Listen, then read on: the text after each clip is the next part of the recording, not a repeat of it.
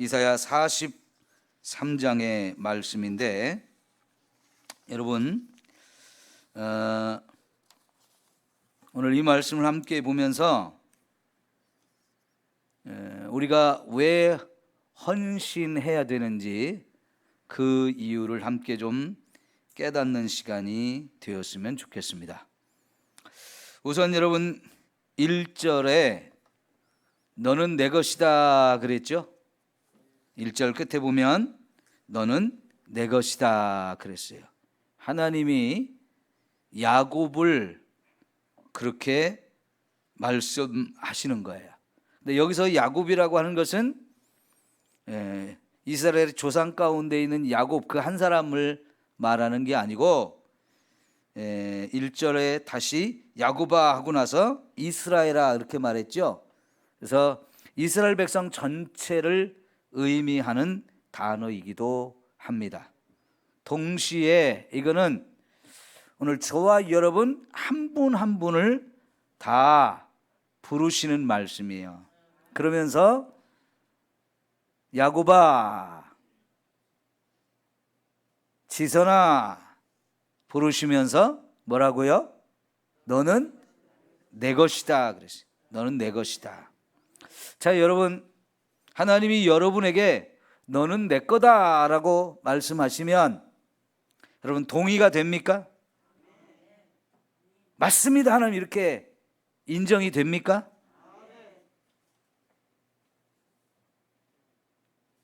이게 인정돼야 되는데, 그리고 이 말씀을 들을 때 너무너무 감사한 마음이 생겨야 되고, 맞아, 내가 하나님 거야 하면서 여러분 정말 감사함이, 감격함이 우리에게 있어야 합니다.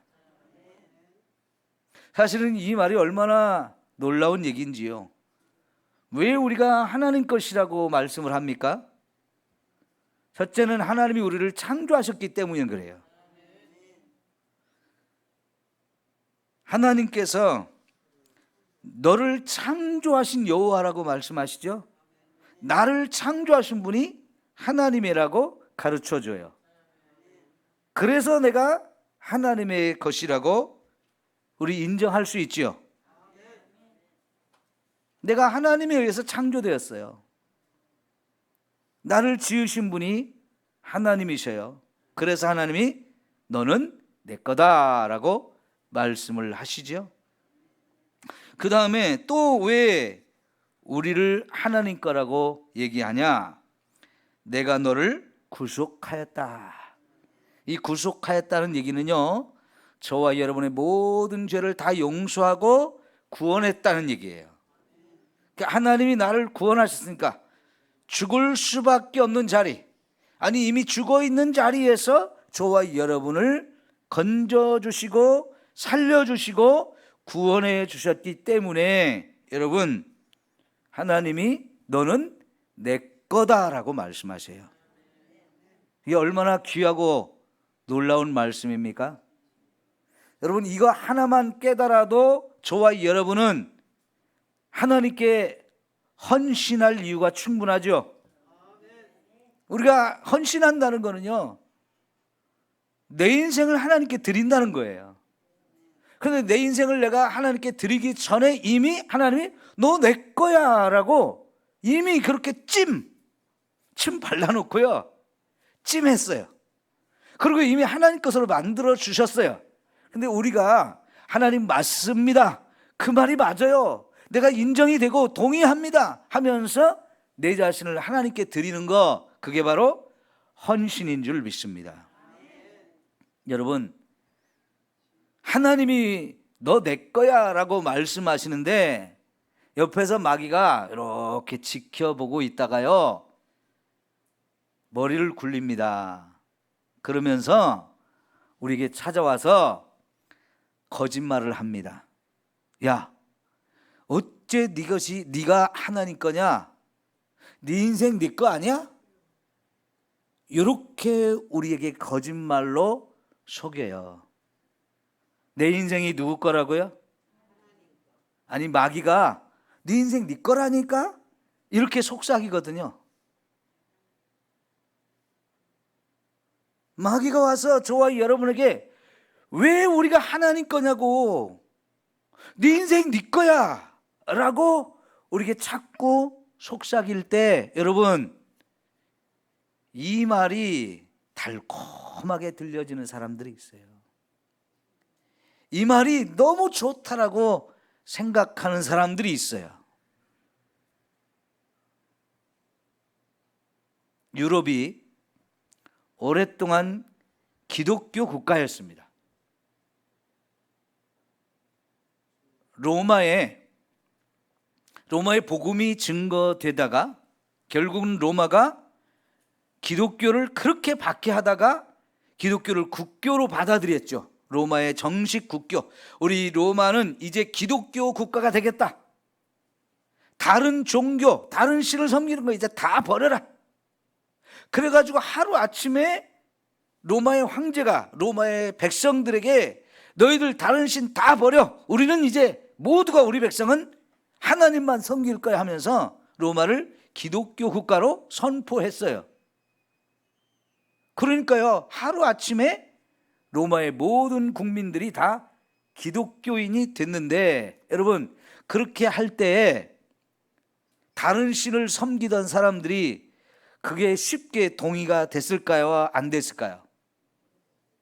그건 쉽게 동의가 안 되는 거예요. 황제가 그렇게 했어도 이미 다른 신을 섬기고 있었거든요. 근데 너희들 그거 다 버리고 이제 하나님 섬겨야 돼. 황제가 그렇게 명령했어. 그러니까 그 하나님이 누군데요? 궁금증을 가진 사람도 있겠지만, 그까짓 거 난 내가 이미 믿고 있던 신이 있는데 왜 나보고 내가 믿는 신 버리고 다른 신을 섬기래? 그러면서요 반대하는 사람들이 분명히 있었을 거예요. 그래도 로마의 황제라고 하는 이 자리가 어마어마한 자리고 황제의 명령이 너무나 무서웠기 때문에 많은 사람들이 다른 신을 섬기는 걸 버리고 하나님을 섬기는 대로 돌아와서요, 정말 많은 백성들이 하나님을 섬겼어요. 그럼에도 불구하고 여전히 다른 신을 섬기는 사람들이 몰래 있었겠지요. 그리고요, 그 로마에서 이제 기독교가 막 왕성해지면서 로마 전체적으로 이제 막 선교사들이 더 많이 나가가지고 하나님 믿어야 되는 이유를 자꾸 가르쳐가지고 점점 더 많은 사람을 기독교인이 되게 했어요. 그래서 유럽 전체가 기독교화 됐습니다. 그리고 로마가 망하고 유럽의 많은 나라들이 세워졌어요. 그래도 여전히 로마에 속해 있던 그 많은 나라, 유럽 나라들이, 나라는 새롭게 세워졌어도 기독교 국가가 되었습니다. 그런데 그게 1000년 이상 갔어요. 1000년 이상. 심지어 2000년도 되기도 했어요. 거의 2000년. 1500년 이상 로마가 망한 이후에도 유럽의 국가들이 기독교 국가가 됐어요. 물론 그 중간에 캐톨릭이 너무 부패해가지고 종교개혁이 일어나서 칼빈이나 마틴 루터 같은 사람들에 의해서 종교개혁이 일어나서 개신교가 생겨져서 더 하나님을 잘 믿는 이런 역사들이 있었죠.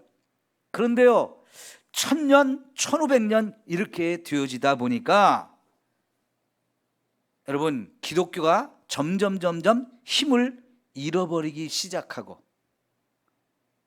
태어나면서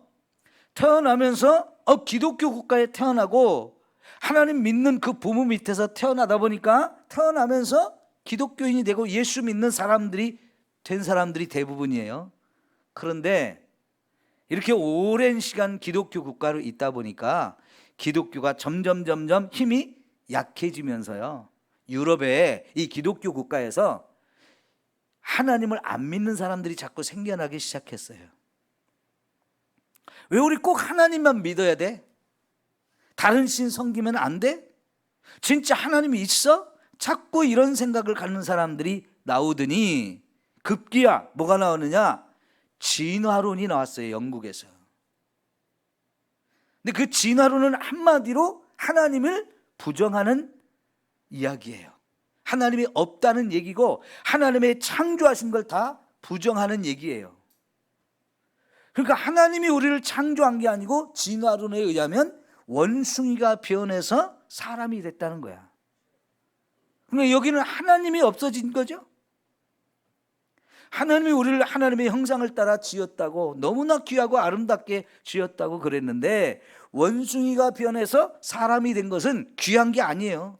어쩌다가 원숭이 한 마리가 자꾸 딴짓을 하더니 이게 걸어다니기 시작하고 이게 손을 잘 쓰더니 사람이 됐다. 우연히 그렇게 됐다는 거예요.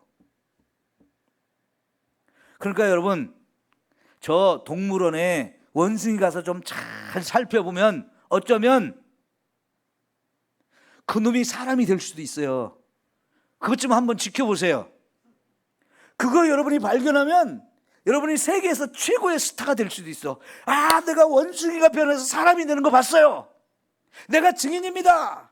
그러면 여러분이 뉴스에 막 크게 나올 거예요. 그러면 한순간에 여러분 부자 될 수도 있어요. 그러니까 원숭이 있는 동물원에 매일 가서 관찰 좀 하세요. 그러다가 원숭이가 변해서 사람이 되는 걸 발견하면 여러분 진짜 세계적인 스타 될 거야. 그리고 어떻게 그렇게 됐냐고. 내가 매일 가서 원숭이가 사람 되는 거 보려고 매일 가서 지켜봤다고. 그러니까 어느 날 진짜 원숭이가 변해서 사람이 되더라고.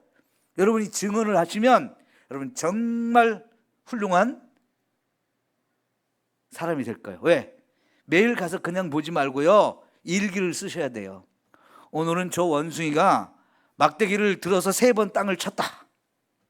근데 다른 날 보니까 땅을 막 몇 번을 뛰어다니더라. 이런 걸 매일 적다 보면 저 원숭이가 그러더니 사람이 됐네?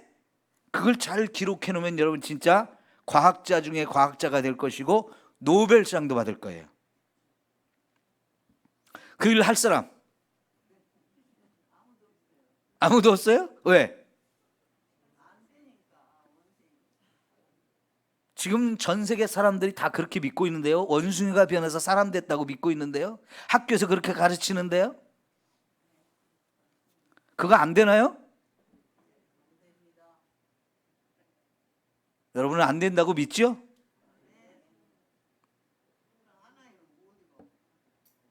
우리는 하나님을 믿죠? 예. 그런데요, 학교에서는 여전히 아이들한테 원숭이가 변해서 사람이 됐다라고 가르치고 있고요, 아이들은 그걸 그대로 받아들입니다. 그런 교육을 받은 아이들이 하나님을 더 많이 떠나기 시작했어요. 거기서 그 영향을 받고, 그런 영향을 받고, 여러분 저도 전에 록펠러라는 사람 설교 시간에 예화를 들어 설명했어요. 록펠러가 어려서 어머니한테 가르침 받기를, 너는 이 다음에 훌륭한 사람이 되기 위해서는 네가 주의를 잘 지켜라. 주일날 예배 드릴 때 제일 앞자리를 지켜라. 그리고 하나님 앞에 11조는 꼬박 드려라. 이런 얘기 부모한테 잘 배워가지고 진짜 그 어머니 말씀대로 해가지고 나중에 세계 최고의 부자가 됐다. 이런 간증 여러분 들으셨죠? 저도 그런 간증을, 그런 걸 예화로 썼고요. 그런데요, 실제로 록펠러가 그렇게 부자가 됐는데 나중에 진화론 주장한 찰스 다윈이라는 사람이 지은 종의 기원이라는 책을 읽고 나서 하나님 떠났어요. 하나님 부인했어요. 야, 세상에 이런 책이 있구나. 이 책이 정말 내가 믿어지고 하나님 이제부터 없어. 나 하나님 안 믿을 거야. 싹 바꿨어요. 네? 진화론이라는 책을 읽고 록펠러가 그렇게 마음을 싹 바꾸고 하나님을 떠났어요. 하나님 잘 믿던 사람이거든요. 그래가지고 그 사람이 그 엄청난 재산을 이제 어디에다 다 기부를 하느냐? 여러분, 진화론을 가르치는 데다가 자꾸 자기 재산을 기증했어요. 왜? 진화론 더 가르치라고. 사람들 더 열심히 진화론을 가르치라고, 진화론을 가르치는 그런 단체, 이런 학교, 이런 사람들한테 자꾸 돈을 밀어주면서 내가 돈 밀어줄 테니까 마음껏 가르쳐라, 막 이렇게 됐어요. 그래서 그 진화론을 배우면서 수많은 사람들이 하나님을 떠났어요. 그 진화론을 듣고 나온 놈이 마르크스란 사람이에요. 이 사람이 뭐한 사람일까요? 공산주의를 만든 사람이에요. 그 진화론을 듣고 또 영향을 받아서 놀라운 일을 한 사람이 독일의 히틀러예요. 뭐한 사람이에요? 2차 대전을 일으킨 사람이에요. 여러분, 이 공산주의를 만든 마르크스, 2차 대전을 일으킨 히틀러, 이 사람들이 다 왜 그 짓 했느냐? 진화론을 배워가지고 그런 게 된 거예요. 그러면서 하나님을 떠났어요. 여러분, 마르크스는요 목사의 아들이었다고 그래요. 그가 신학도 공부했대요. 그런데 목사의 아들로 태어났고 신학을 공부했어도 진화론을 배우면서 하나님 없어도 되는구나, 하나님 없어, 그러면서 하나님 떠나가지고 안 만들어야 될 공산주의 사상을 만들어가지고요, 이 공산주의가 소련으로 들어가면서, 러시아로 들어가면서 레닌이라는 사람이 이 공산주의 사상을 가지고 들어가서 러시아를 멸망시키고 공산주의 국가로 만들면서 소비에트 연방이라고 공산주의 국가를 만들었는데, 그 과정에서요 얼마나 많은 사람을 죽였는지 몰라요. 왜? 공산주의를 만들려면 그걸 반대하는 사람을 다 죽여야 되니까. 노동자 농민들의 천국을 만든다고 하면서 못 먹고 못 살고 너무 힘들게 살던 노동자 농민들한테 너희들이 잘 사는 나라, 너희들이 최고가 되는 그런 나라 우리 만들자 해가지고, 이걸 만들려면 잘 살고 있는 놈들 거 다 뺏어야 돼, 부자들 거 다 뺏어야 돼, 권력 잡고 있는 건 다 쫓아내야 돼. 그 말 안 들으면 죽이자, 죽여서라도 만들어야 된다 그러면서요 너무나 많은 사람을 죽였어요. 이 공산주의를 만들려면 폭력을 사용해도 괜찮다, 마르크스가 그렇게 했어요. 그러니까 레닌이 그대로 배워가지고 진짜 공산주의 국가를 만들기 위해서 너무나 많은 사람을 죽였고요. 그 다음에 레닌을 이어서 스탈린이라는 사람이 소련을 다스리는 사람이 됐는데, 그 사람은 더 많은 사람을 죽였어요. 왜? 자기가 독재를 해야 되니까. 중국도 모택동이 공산화시키면서 청나라를 무너뜨리고 공산화시키면서 너무나 많은 사람을 죽였어요. 이게 공산주의예요. 왜? 하나님을 떠나서요. 하나님이 없다고 하면서 사람은 죽여도 괜찮다고 생각을 했어요. 왜? 영혼이 없다고 생각했으니까요. 원숭이가 변해서 사람이 됐는데 사람 죽이는 거 너무 쉽게 생각하는 거예요. 그러니까 여러분, 하나님이 없다고 하는 거, 하나님이 우리를 창조했다는 걸 부인하면 이렇게 되져버려요. 그런데 여러분, 제가 새벽에 그랬죠. 이 공산주의가 공산주의 국가를 만들기 위해서 반드시 없애야 되는 거, 첫째가 교회, 둘째가 도덕, 셋째가 가정이라고 했어요. 왜 가정을 해체해야 되느냐? 여러분, 가정에서 우리가 부모로부터 하나님 믿는 걸 양육받기 때문에 그래요. 하나님 믿는 걸 배우기 때문에 그래요. 그래서요, 공산주의 국가가 되면 여자들도 다 일터로 끌어내서 일을 하게 만들어요. 그리고 그 여자들을 중간 간부로 세우고 남자들을 그 밑에 넣어요. 그 밑에, 여자 밑에서 일하게 만들어요. 왜 그럴 것 같습니까? 그러기 위해서 여자들은 공부를 많이 시키고 남자들은 공부를 안 시켜요. 왜? 남자들은 배우고 똑똑해지면 혁명을 일으키니까, 반란을 일으키니까. 그래서 남자들을 배우지 못하게 하고 여자들을 가르쳐서 여자들을 중간 간부로 세우고 남자들은 그 밑에 쫄딱으로 만들어요. 그럼 남자들이 비리비리해져요. 제가 예전에 카자흐스탄이라는 나라를 갔는데, 소련이 무너져가지고 거기서 이렇게 갈라져 나온 독립한 나라거든요. 그러니까 카자흐스탄이 공산주의 소련에서 계속 있다가 독립을 했지만 사실은 공산주의 체제를 계속 유지하고 있어요. 가보니까요, 진짜 말 그대로 여자들이 얼마나 똑똑한지 몰라요. 그리고 그 여자들을 다 중간 간부로 세워놨어요. 그리고 남자들은 그 밑에서 쫄병 노릇을 하게 만들어요. 남자들이 얼마나 비리비리한지 몰라요. 그래가지고요, 우리나라 선교사님이 들어가가지고 소련 카자흐스탄에 한 6천 명 모이는 교회로 부흥을 시켰는데, 현지 사람들, 이제 카자흐스탄 사람들 6천 명이 모이는 어마어마한 교회로 부흥을 시켰어요. 그런데 거기서 목사님이 얼마나 그들을 신앙 훈련을 잘 시켰는지 회개를 가르쳤어요. 그랬더니 그 사람들이, 이제 여자들이 나와서 회개를 하면, 내가 회개합니다, 내 남편 때린 거 회개합니다, 이렇게 회개하는 사람이 너무 많아요. 왜 그런지 아세요? 여자가 힘이 세져가지고 똑똑해가지고요, 남자들이 못 빼가지고 비리비리하고 그냥 청소하고 똥이나 푸고 거리 청소하고 이런 일만 하고, 공장에서 제일 어려운 일만 하고다 보니까 비리비리 하거든요. 근데 남자들이 여자들 눈에 안 차는 거예요, 결혼해도. 그래가지고 이게 못나 보니까 자꾸 때리는 거예요. 그 때려도 남자가 꼼짝 못하고 당하고 있어요. 왜? 직장에 가면 그 사람이 자기보다 더 높거든요. 그 사람이 돈도 더 많이 벌거든요. 그러니까 꼼짝을 못해요. 근데요, 여자들이 그렇게 직장에 나가서 다 일을 하다 보니까, 왜 그 여자들을 그렇게 했느냐? 첫째는 남자들을 꼼짝 못하게 만들려고 했고요, 그보다 더 큰 목적이 있는데 뭐냐? 아이들을 집에서 기르지 않아도 되게 해주는 거예요. 그래서 아이들을 낳자마자 다 타고서로 데리고 가고, 유치원으로 데려가서 어려서부터 공산주의 사상을 세뇌를 시키는 거예요. 그리고 엄마 아버지 사랑을 못 받게 해요. 엄마 아버지하고 관계가 없어지게 만들어요. 너는 국가에서 키웠다, 너는 국가를 위해서 살았네. 이 국가가 공산주의 국가다. 국가에서 다 먹을 거 주고 우유 주고 빵 주고 다 하니까 너희들은 국가에 충성해야 된다. 그렇게 만들어요. 그렇게 해서 가정을 다 해체시킵니다.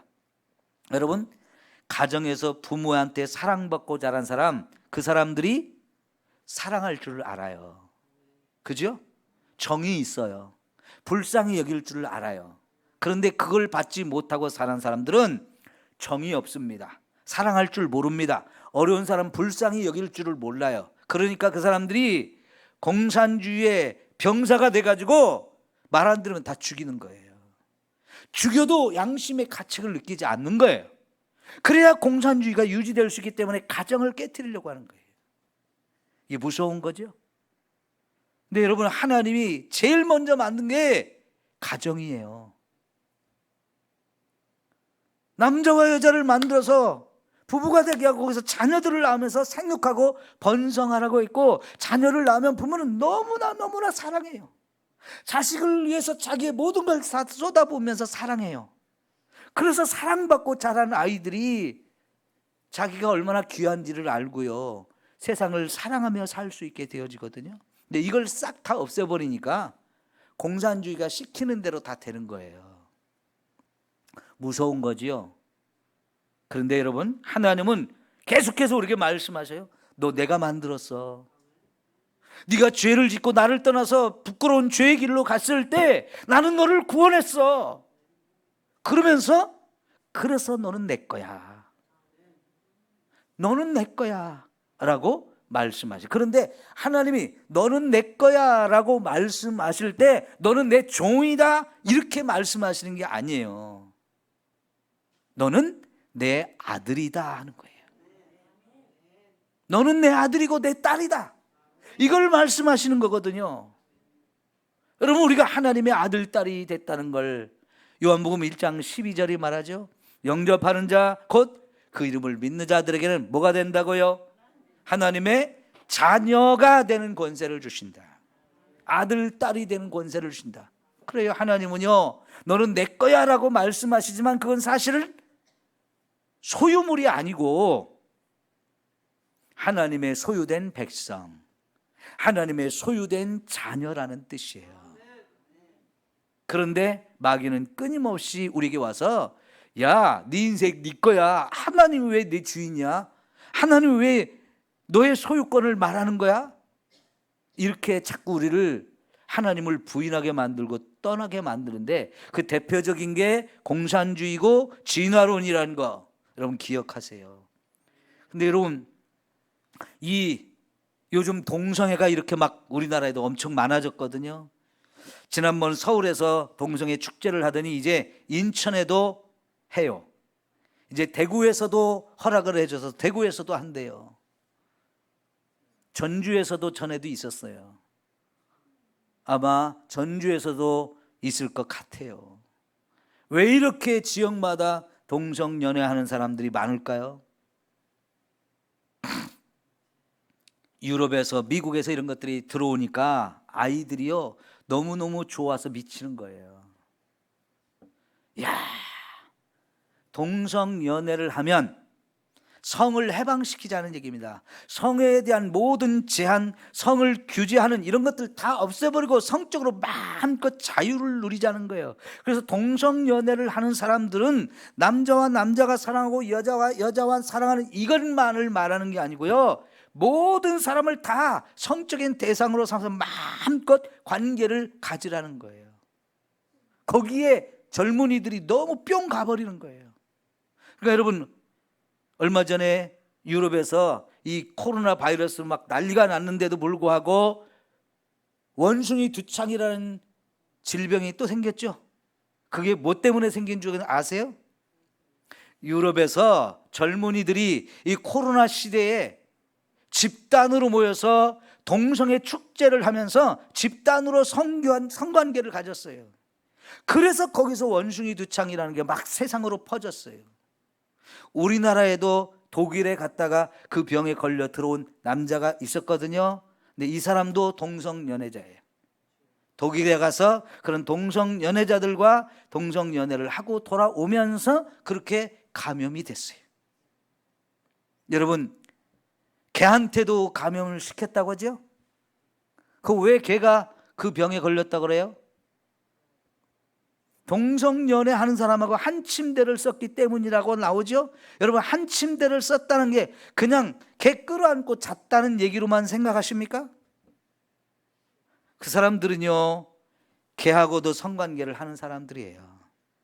100% 그랬을 가능성이 있어요. 그냥 뉴스로는 그걸 솔직하게 얘기하기 어려우니까 동성연애자와 한 침대를 썼기 때문이라고만 이렇게 이야기하는데, 실제적으로는 그 동성연애자들이 성관계를 개하고 했을 거라고 분명히 추측이 되는 거예요. 안 그러면 그 개가 그 병에 걸릴 수가 없어요.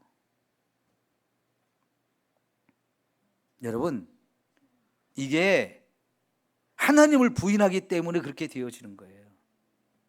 그런데 하나님이 너는 내 것이다 라고 했을 때 그게 내가 믿어지고 그게 감사하고 그것이 얼마나 귀한 축복인지를 믿음으로 고백하는 저와 여러분은 얼마나 귀한 축복을 받은 거예요. 예? 하나님이 우리 아버지가 되어주시고 나는 그분의 자녀다, 이게 얼마나 엄청난 은혜요 축복이냐 하는 거예요. 여러분, 이걸 믿으십니까? 믿으셔야 돼요. 그럼 내가 이렇게 하나님이 너는 내 것이다 라고 지명해서 불렀다고 그렇게 말씀하시는 이 한마디만 가지고도 오늘 저와 여러분 하나님께 충분히 헌신하고도 남아요. 헌신해야 될 이유를 알고 우리가 헌신해야 되는데 뭐 때문에 헌신하는 거예요? 하나님이 너는 내 것이야 라고 불러주셨으니까요. 세상은 지금 다 하나님을 떠나려고 그러는데, 하나님 떠나서 하나님 없이 살려고 하는데, 거기에 세상이 미쳐 돌아가는데, 여러분, 왜 국회의원들이 이 동성연애를 합법화시키는 법을 만들려고 하나요? 하나님이 없는 세상을 만들고 싶어하는 이런 악한 사람들에 의해서 미혹당해서 그래요. 이건 무서운 겁니다. 하나님을 부인하는 거예요. 자, 그 다음에 여러분 2절을 한번 볼까요? 내가 물 가운데로 지날 때 내가 너와 어떻게 한다고요? 함께 할 것이다. 여러분, 내가 물에 빠져 죽어가는데 하나님이 나와 함께 해주시겠대요. 그러면서 함께 하신다는 얘기는 거기서 우리를 건져주시겠다는 얘기죠. 근데 또 그것만 말씀하지 않고요, 강을 건널 때 물이 너를 침몰하지 못하게 할 것이며 내가 불 가운데로 지날 때 타지도 아니할 것이고 불꽃이 너를 사리지도 못하리니 그랬어요. 왜요? 하나님이 나와 함께 하니까. 이게 얼마나 귀하고 아름다운 축복입니까? 예? 그러죠? 자, 여러분, 성경에는 내가 너와 함께 한다는 약속을 여기저기서 너무 많이 하고 계세요. 우리가 이사야 43장을 보고 있는데 41장을 볼까요? 가까운 곳이니까 41장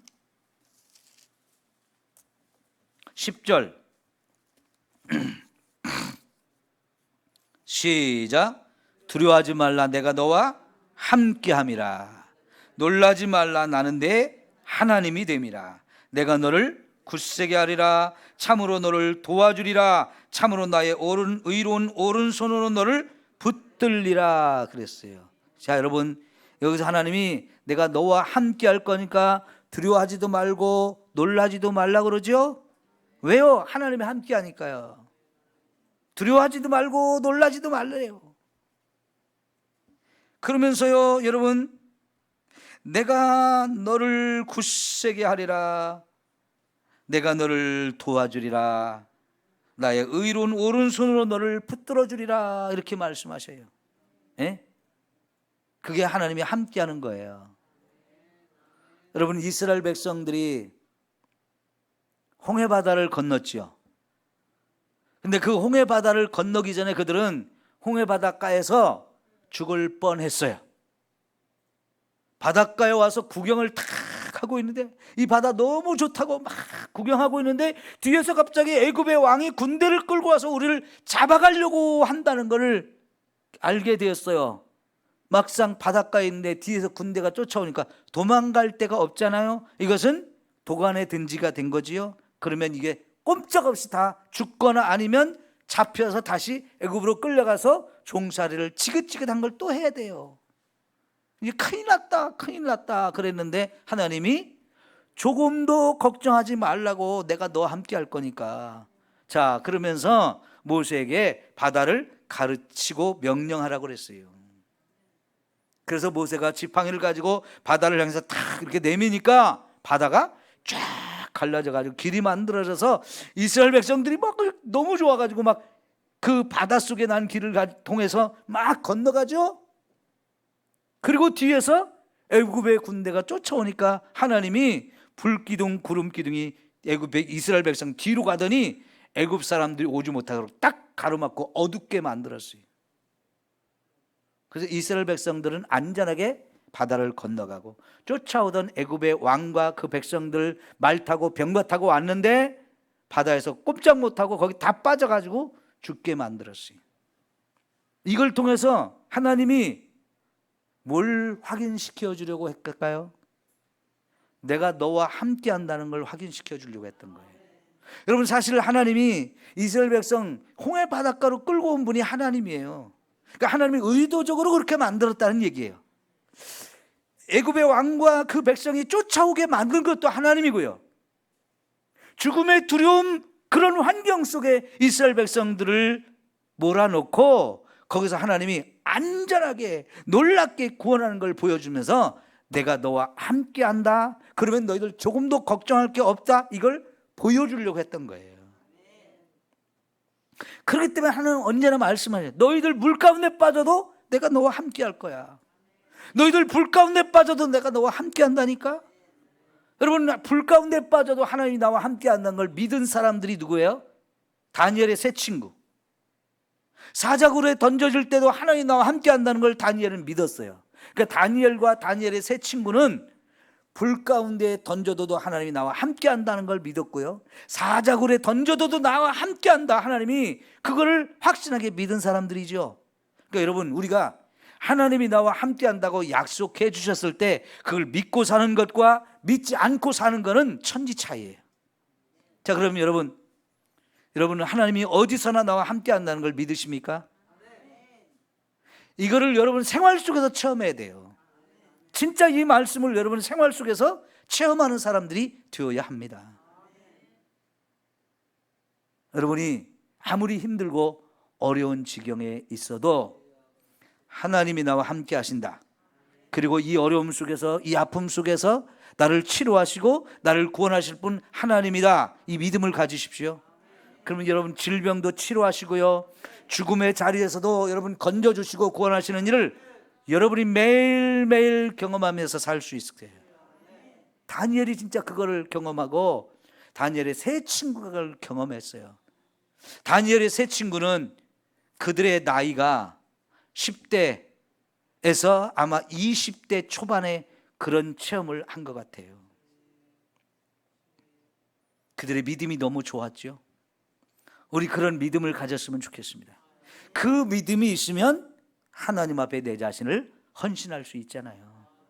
이렇게 좋으신 하나님을 위해서 내 자신을 드릴 수 있다? 오히려 그건 영광스러운 일이에요. 하나님이 나를 써주신다는 거 가장 감사한 일이에요. 그러니까 여러분 헌신하십시오. 네? 기쁨으로 헌신하십시오. 억지로가 아니고 여러분 자원해서 하나님께 헌신하십시오. 하나님, 내가 무슨 일을 할까요? 나도 하나님 일꾼이 돼서 하나님을 위해 살고 싶습니다. 나 좀 써주세요. 여러분 스스로가 헌신하고 하나님의 일꾼이 되어지기를 축원합니다. 세 번째요, 우리 4절 볼까요? 43장 4절입니다. 시작. 내가 내 눈에 보배롭고 존귀하며 내가 너를 사랑하였은즉.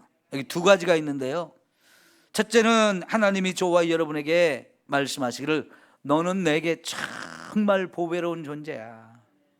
너는 내게 너무 아름다운 존재야. 내가 너를 존귀하게 여긴다라고 말씀을 하시거든요. 여러분 사탄은요 우리를 자꾸 무시합니다. 너 같은 놈이 뭐 별 볼 일 있다고 까불어? 너같이 못난 놈이. 그러면서 세상에서요 자꾸 여러분을 욕하고 조롱하고 무시하고 짓밟고 소외시키는 거, 이게 다 마귀가 저와 여러분을 망치려고 하는 거예요, 인생을. 그러니까 자꾸 그런 얘기를 듣다 보면 그래 난 못난이야, 나 같은 놈이 뭘 할 수 있겠어, 자꾸 그런 생각을 하거든요. 그러면요 스스로 뭘 할 수 있는 자신감이 없어져요. 열등감에 사로잡히고요, 자존감이 낮아져 가지고 당당하지 못하고요, 자신감도 없고요, 다 뒤로 자꾸 물러나려고 그래요. 그러나 여러분 사랑받는 존재라는 거, 귀한 존재라는 걸 자꾸 가르쳐주면 어떻게 될까요? 자신감이 생기고요, 막 많은 일을 잘할 수 있는 능력이 생겨요. 내가 어떤 생각을 갖고 사느냐가 중요한데, 근데 내가 어떤 생각을 갖느냐, 이게 사실은 사람들에 의해서 영향을 우리가 많이 받아요. 사람들에 의해서 잘못된 영향을 받으면 내가 못난이로 생각이 되어지고요, 사람들에게 좋은 말을 많이 듣고 칭찬 많이 듣고 격려를 많이 받으면, 사랑을 많이 받으면 정말 내가 대단한 사람인 것처럼 느껴져요. 그래서 스스로가 귀하게 여겨져요. 자 여러분, 우리는 찬송을 부를 때 당신은 사랑받기 위해 태어난 사람, 당신의 삶 속에서 그 사랑 받고 있지요. 그렇죠? 우리는 사랑받기 위해서 태어난 사람이고요, 그래서 세상에서 가장 존귀하고요 정말 하나님 앞에 보배로운 자예요. 여러분 서울대 3대 바보가 있어요. 서울대에 다니면서 3대 바보가 있는데, 첫째 바보가 뭐냐? 자기가 고등학교 다닐 때 중학교 다닐 때 전교 1등 했다고 자랑하는 놈이 제일 바보래요. 왜? 서울대 학생 치고 전교에서 1등 안 해본 놈이 없어요. 거기는 다 학교에서 1등 한 놈만 왔어요. 나 전교에서 1등 했어 자랑해봐야 다 그런 놈만 있으니까요, 누가 알아주지도 않아요. 그런데 나 자꾸 전교에서 1등 했다니까, 그렇게 자랑하는 놈은 바보예요, 바보. 서울대에서 그렇게 말하는 놈은. 그 전교에서 1등 한 것이 자랑거리가 아니에요, 거기 가면. 근데 전교에서 1등 하던 애가 서울대 가서 공부를 하면요 꼴등도 나와요. 50점도 못 맞는 애들이 수두룩하게 나와요. 왜? 나보다 잘하는 놈이 너무 많아가지고. 그래서 서울대학교 다니는 애들 중에 열등감에 사로잡힌 애가 제일 많대요. 나는 전교 1등을 수없이 많이 했는데 서울대학교에서 공부해 보니까 나보다 더 잘하는 놈이 많아가지고 1등 한 게 소용이 없어. 전교에서 중고등학교 때 1등 했던 게 아무 의미가 없어. 그런 잘하는 애들하고 경쟁해 보니까 나는 그 중에서도 제일 못난이야. 그래가지고 고등학교 때까지는 진짜 잘나는 줄 알았는데 서울대학교에 들어가서 공부해 보니까 내가 정말 공부 못하는 놈이라는 게 자꾸 느껴져요. 그래서 서울대학교 가면 열등감에 사로잡힌 애들이 제일 많아요. 두 번째 서울대 바보가 누구냐? 서울대학교 나오면 다 좋은 직장 들어갈 줄로 아는 사람, 서울대학교 나오면 다 성공할 줄로 아는 사람, 이게 두 번째 바보예요. 여러분, 서울대학교 나와가지고 직장 못 들어가고 빌빌 거는 사람 많습니다. 그런데 자존심은 있어요. 나 서울대학교 나왔어. 근데 직장은 안 다녀요.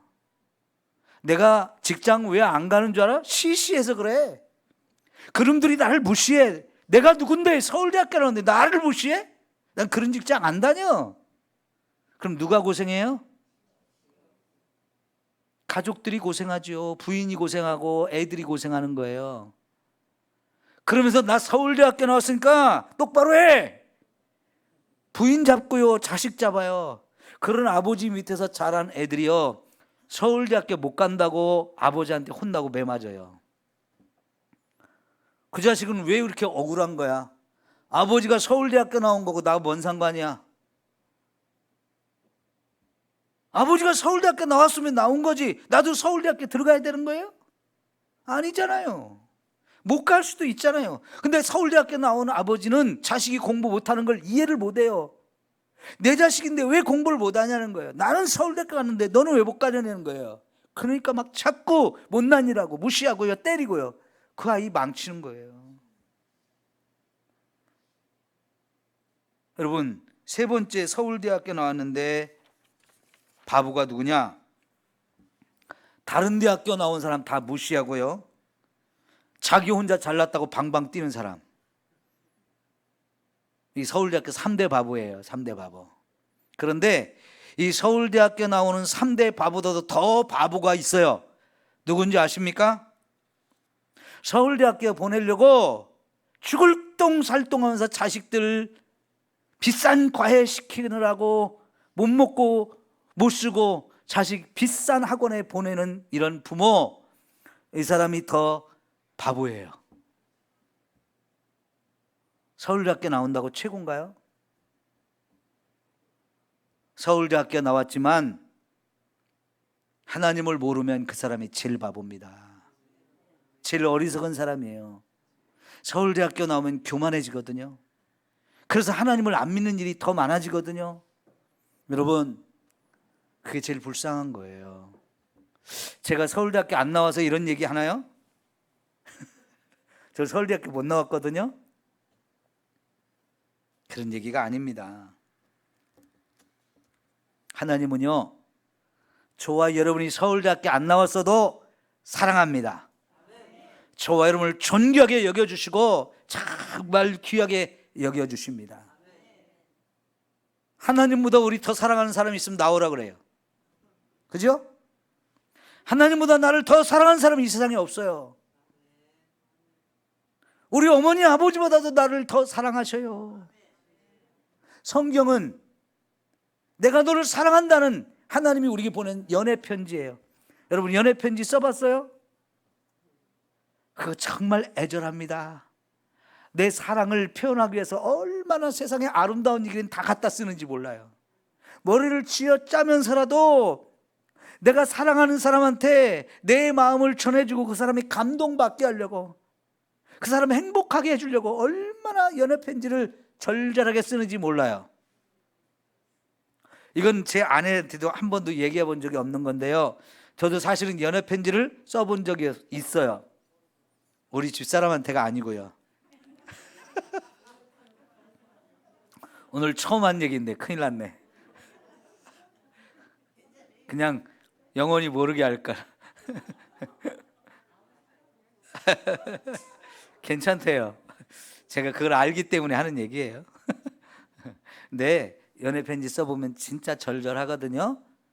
근데 하나님이요, 저와 여러분에게 연애 편지를 보낸 게 성경책이에요. 다시 말하면 이 성경 속에 하나님이 나를 사랑한다는 말이 정말 많이 써 있어요. 저는 지금도 성경을 읽다가 하나님이 나를 사랑한다는 말을 깨달아요. 그걸 들어요. 그걸 읽어요. 너무너무 감사하고 너무너무 행복해요. 여러분, 제가 집사람을 어느 순간 딱 봤을 때 저 사람이 하나님이 나에게 준 사람이다라고 빡 눈이 땡 돌았어요. 그래가지고요, 나하고 결혼해달라고 그러니까요, 나라는 사람은 참 욕심이 나는데 목회자라서 싫대요. 자기는 사모라는 생각을 한 번도 안 해봤대요. 제가 그 말 들을 때 진짜 너무 화가 났어요. 속상하고 열이 빡 올랐는데 자꾸 나하고 좀 결혼해달라고 그러는데 마음이 안 변해요. 그래서 하나님한테 기도를 바꿨어요. 하나님, 저 사람 입에서 나하고 결혼하자는 말 나올 때까지 내가 기다리겠습니다. 하나님, 정말 하나님이 나한테 붙여준 짝이면 저 사람이 먼저 나한테 결혼하자고 하게 해주시고, 아니면 제가 그만두겠습니다 하고 기다렸어요. 기도하고 어느 날 와가지고요, 결혼합시다 그래요. 여러분, 그 얼마나 재밌었겠어요. 얼마나 행복했겠어요. 예? 세상을 다 얻은 것 같은 기분이었거든요. 지금도 그게 너무 좋아요. 결혼 너무 잘했어요. 제가 하나님이 저한테 붙여준 짝이에요. 여러분, 사랑받는 게 얼마나 행복한지 그걸 얘기하고자 하는 거예요. 사랑받으면 행복해요. 진짜 행복한 거예요. 하나님이 여러분을 사랑한대요. 이걸 믿으십시오. 그냥 여러분, 제가 하나님이 여러분 사랑한다는 말 했을 때 여러분이 믿어야지만 하지 마시고요, 진짜 하나님이 여러분이 사랑한다는 말을 들으십시오. 하나님이 직접 들려주기를 사모하세요. 나 좀 듣게 해주세요. 그러면 하나님이 어느 날 여러분 찾아와서 내가 너를 사랑한다라고 말씀해 주실 거예요. 송순아, 내가 너를 사랑한다라고 말씀해 주실 거예요. 권사님한테 누가 송순아하고 불렀던 적이 언제예요? 아주 오래전이죠. 결혼하고서부터는 누가 그렇게 안 불러줬죠. 네. 그래서 제가 한번 불러드린 거예요. 하나님이 권사님 사랑한다라고 말씀해 주시면 이게 얼마나 행복한 일인데요. 돈이 없어도 괜찮고요, 내가 지금 아파도 괜찮고요, 다른 일이 안 돼도 괜찮고요, 하나님 나 사랑받는다는 거, 그게 제일 행복한 거예요. 여러분이 하나님한테 직접 들으십시오. 여러분이 성경을 읽다 보면 하나님 나를 사랑한다는 걸 발견할 때가 있어요. 그게 바로 하나님이 여러분에게 직접 말씀해 주시는 거예요. 얼마나 행복한지. 그래서 여러분이 정말 존귀한 자라는 것을 느끼십시오. 너는 내가 정말 나한테 존귀해, 너는 나의 보배야 라고 우리가 깨닫게 될 때 얼마나 귀한 일인지. 그래서 우리는 하나님께 헌신해야 되는 거예요. 헌신하세요. 그러면 여러분 정말 하나님 마음껏 여러분 써주셔가지고 더 멋지게 아름답게 사용될 수 있어요. 여러분, 청소하시는 분도 하나님이 여러분을 사용하고 계시는 거예요. 여러분이 하나님 헌신돼서 청소하는 거예요. 설거지를 해도 여러분이 하나님이 헌신해서 하나님을 위해서 하는 거예요. 빨래하는 것도 하나님을 위해서 하는 거고요. 교회 와서 같이 예배하고 찬양하고 차량을 봉사하고 또 청소하고 전도하고, 이 모든 것들이 하나님이 우리를 써주시는 거고 우리가 하나님께 나를 헌신하는 거예요. 그런 헌신의 축복이 여러분에게 있기를 축원합니다. 기도합시다.